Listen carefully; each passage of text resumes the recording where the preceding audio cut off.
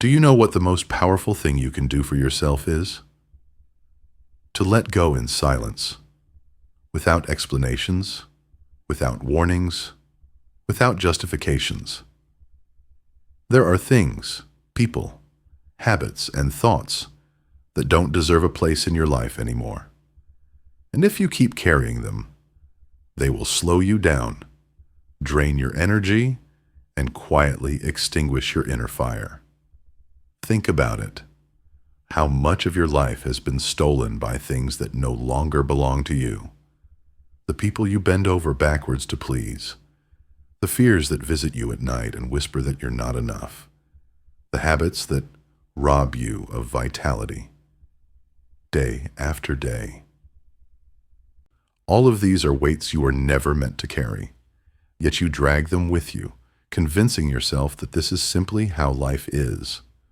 But deep inside, you know the truth. You are suffocating under a burden that was never yours to begin with. Today, I want to speak to you not as some distant voice, but as if I were sitting right beside you, in the middle of your private battle. Because I know how it feels to be tired of endlessly explaining yourself, tired of defending your choices, tired of holding on to versions of yourself that feel hollow and outdated. I know that exhaustion. And I also know what it feels like to finally stop. To lay it all down, not with anger, but with quiet clarity. If you're listening to this now, it is no accident. Life has a way of guiding us toward messages we are ready to hear. And this one has found you because a part of you is ready to stop clinging to what holds you back. It is time to begin a different kind of cleansing. Not the kind people can see, not the kind that requires applause or validation, but a private, silent, deeply personal act of liberation. Marcus Aurelius once reminded us that the happiness of your life depends on the quality of your thoughts. If your mind is a battlefield filled with noise, resentment, fear, and endless explanations, how can peace ever find a home there? This is why we must remove what poisons us, not for the sake of appearances, not to win anyone's approval, but because your soul cannot breathe under that weight. The first thing you must quietly let go of is the false role you invented to please others. How many times have you betrayed yourself just to fit into the expectations of others? How many times have you worn a mask, smiling when you wanted to scream, nodding when your heart was breaking, playing strong when inside you were barely holding on? That mask may have once helped you survive, but now it has become your prison. It robs you of your authenticity, your freedom, your very sense of self. To let it go doesn't mean you turn bitter or rebellious. It simply means you choose to live as you truly are, without apology, without performance, without the exhausting weight of pretending. The second thing you must release is the deadly habit of postponing life. We treat tomorrow as if it were guaranteed, as if time were a promise engraved in stone. And yet, we know better. Every day, you delay what your heart already knows you must do is a day that dies unlived. Dreams are abandoned not because they are impossible, but because we keep telling ourselves later. Later becomes never. And one day, you'll wake up realizing that the battlefield was always today, the only ground you've ever truly owned. As Epictetus taught, it's not what happens to you that defines your life, but how you respond. To respond with procrastination is to surrender your power without a fight. So rise. Do it now. Not perfectly, not when the stars align, but now, because today is the only day that matters. The third burden you must quietly eliminate is the invisible chain of the past. How many wounds are you still carrying? Wounds that no one else can see, but which cut deeper than any scar on the skin. memories that haunt you, mistakes that replay in your mind like an endless film, regrets that whisper that you are unworthy. But here is the truth. The past is not alive. It exists only as a shadow in your memory. Every time you feed it with guilt, with anger, with fear, you are breathing life into a ghost. You are not your failures. You are not the things done to you. You are not your worst moment. You are what you choose to become today. As Marcus Aurelius wrote, "The obstacle is the way. Your pain can transform into your strength.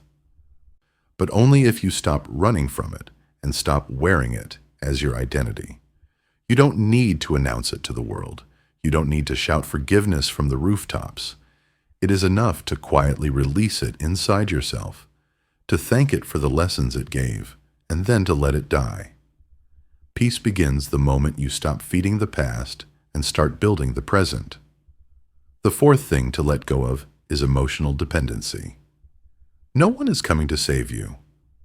No one is responsible for completing you. No human being alive can fill the emptiness you carry if you haven't faced it yourself. Emotional dependency is the most dangerous illusion because it tricks you into thinking your worth is tied to the presence, approval, or affection of someone else. But the truth is brutal and liberating at the same time. You are whole. You always were. You are capable of giving yourself the very love you keep begging for. Love from another can be beautiful, but if it is born from need instead of freedom, it turns into a chain. True connection is not two broken people using each other as anesthesia. It is two whole souls choosing to walk together without fear of losing themselves. Epictetus said, "Choose not to be harmed, and you won't be." That power begins the moment you stop tying your peace to someone else's behavior. The more you need yourself, the less you will desperately need others. And then there is the fifth thing, the addiction to imagining problems that don't even exist. How many nights have you destroyed your peace by rehearsing disasters that never came? How many times have you lived through pain that was nothing more than a figment of your imagination? This is the prison of fear. You invent storms, then cry as if you were drowning in them. And the truth is that most of your fears will never come true, yet they have already stolen years of your life. You suffer twice, once in imagination and once in reality, if it ever arrives. Stop trying to control what you cannot. Stop suffering in advance. Marcus Aurelius wrote that if you are distressed by anything external, the pain is not caused by the thing itself, but by the meaning you give it. Learn to watch your thoughts without blindly believing them. Don't put your faith in your ability to predict disaster. Trust your ability to adapt and overcome, because life is happening here, now, in this breath. And no amount of worry will ever protect you. It only devours you from within. The sixth thing you must release is resentment, because it is nothing more than poison disguised as justice. Resentment tricks you into believing you are protecting yourself, but in truth, you are swallowing venom and waiting for the other person to die. Every time you replay what they did to you, every time you keep the wound open, you are tying yourself to a moment that no longer exists. Yes, you were wronged. Yes, some wounds were unfair, some betrayals undeserved, but are you willing to sacrifice your future for them? To live every tomorrow chained to yesterday's pain? Forgiveness is not about pretending it didn't hurt, nor is it about excusing the wrong. Forgiveness is about reclaiming your peace. It is about putting down the heavy stone you've carried for too long and walking forward with open hands. Seneca once said, "The one who conquers anger is greater than the one who conquers enemies." Real power is not found in retaliation, but in refusing to let anger steal another breath from your life. The seventh thing to let go of is the illusion that happiness waits for you in the future, as if it were a destination you must travel to. We have been lied to by society, by culture, even by our own restless minds, told that we will finally feel whole once we achieve that title, buy that house, earn that recognition, or find that perfect relationship. But happiness is not waiting for you in the distance. It is here, breathing with you in this moment, hidden in the smallest choices you make daily. If you keep chasing it, you will forever be thirsty, because the moment you arrive at one destination, your mind will already be craving the next. This is why people spend their entire lives in pursuit, yet never feel satisfied. The Stoics didn't define happiness as a treasure to be found. They spoke of eudaimonia, a life lived in alignment with virtue, a peace that comes not from having more, but from being more. True happiness is not loud. It is not glamorous. It is the quiet conviction that you are living rightly, even if the world does not notice. The eighth chain you must break is the burden of endless justifications. How many times have you explained yourself, almost begging others to understand you? How many times have you rewritten your choices into words designed to satisfy their curiosity or ease their judgment? But the truth is, every justification is a surrender. To constantly explain is to ask for permission to exist. You were not born to beg for approval. You were born to walk your own path, whether or not it makes sense to anyone else. If people misunderstand you, let them. If they disapprove, let them. Their opinion is not your master. The more you justify, the more doubt you reveal. But when you stand in silent conviction, your actions speak louder than any defense ever could. Epictetus said, "We are responsible only for our actions, not for what others think." So stop explaining. Be clear within yourself, and let your life echo that clarity. Conviction is the sword that cuts through the chains of doubt. The ninth thing you must eliminate is the quiet sabotage of destructive habits. You cannot expect your mind to be sharp if your body is drowning in neglect. You cannot demand strength from a soul that is fed daily with poison. Too little sleep, overeating to numb emotions, endless distraction, hours lost in noise, treating yourself as if you were disposable. These are not small indulgences, they are slow deaths. The danger lies in their subtlety. Bad habits often disguise themselves as comfort, but comfort can be the most deceptive prison. What feels like escape today becomes a chain tomorrow. Your energy, your clarity, your vitality, these are sacred resources, and every choice either strengthens them or weakens them. Marcus Aurelius was not just an emperor. He was a man who woke before dawn, disciplined his mind, trained his body, and sharpened his spirit daily. If even he needed structure to carry the weight of life, what excuse do we have? Each habit you release is one less stone in your backpack. Each habit you build is a weapon forged for your future battles. The question is not whether you know what to do. You already do. The question is whether you will rise in discipline to honor yourself. And then there is the 10th, perhaps the most insidious weight of all, the tendency to criticize others instead of facing yourself. Criticism is the cheapest form of relief. It allows you to project your dissatisfaction outward instead of confronting it within. But tearing others down does not lift you up. It only distracts you from your own work. Every time you point a finger, you postpone the uncomfortable truth that your greatest enemy is not out there. It is within you. Epictetus said, "Do not waste your time on what others do. Focus on what you must do." To criticize is easy. To observe yourself with honesty and humility is the rarest courage. The world doesn't need more critics. It needs more warriors of self-awareness. So ask yourself, not, what is wrong with them? But, where am I failing myself? What must I improve? What part of me am I ignoring while I busy myself with their flaws? Criticism blinds you. Self-observation transforms you.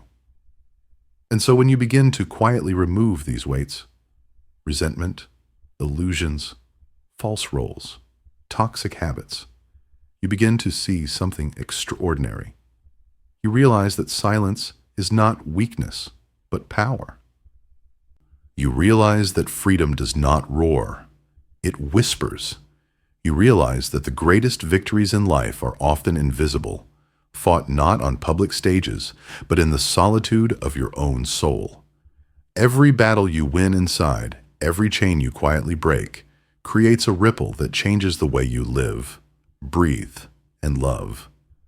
And maybe you've noticed this already. Maybe you felt it in the rare moments when you stopped chasing, stopped justifying, stopped fearing. That sudden peace, that fleeting freedom, that is who you really are, beneath all the noise. That is the person waiting for you if you dare to let go. And now, as you stand at this crossroads, you might feel the pull of two worlds. One is familiar, the weight of the old patterns, the endless explanations, the habits that have worn grooves in your soul. The other is uncertain, lighter, freer, yet intimidating, because it demands that you release what has defined you for so long. This is why letting go feels so terrifying, because even pain, when carried long enough, becomes strangely comfortable. Even resentment, when fed daily, begins to feel like identity. But you are not your wounds. You are not your masks. You are not the shadows of your past. You are something far greater, something waiting to be revealed only when you loosen your grip on what no longer belongs. Letting go is not weakness. It is an act of radical courage. It is a silent declaration to the universe. I will not be defined by chains. I will not let my soul be reduced to the weight of what I should have released long ago. And here's the paradox. The very moment you choose to let go, you realize you were never losing anything essential. What you release were illusions, false roles, borrowed expectations, old ghosts. What remains is what was always yours.